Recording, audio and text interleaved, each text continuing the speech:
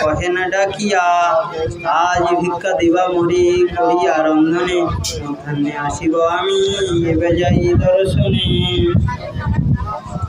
এত বলি প্রভু গেলা পণ্ডিত উঠিলা, স্নান করি নানা ব্যঞ্জন রন্ধন করিলা।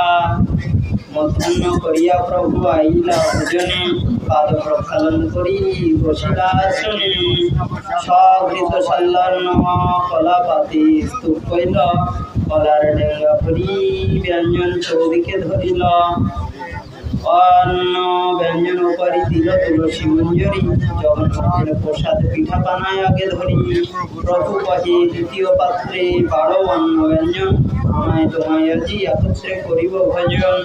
হস্ত তুলি রহে প্রভু না করে ভোজন, তবে পণ্ডিত কহে কিছু সপ্রেম বচন।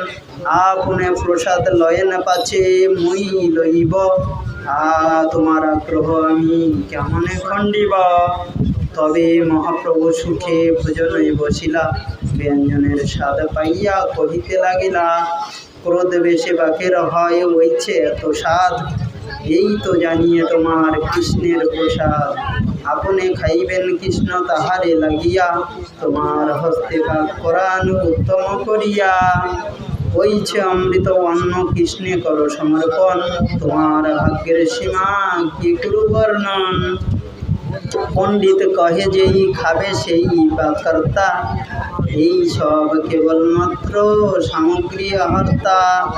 পুনঃ পুনঃ পণ্ডিত নানা ব্যঞ্জন পরিবেশে, ভয় কিছু না বলে খায়েন হরিষে। আগ্রহ করিয়া পণ্ডিত করাইল ভোজন, আর দিন হইতে ভোজন হইল 10 গুণ। বার বার প্রভু উঠিতে করে মন, সেই কালে পণ্ডিত পরিবেশে ব্যঞ্জন।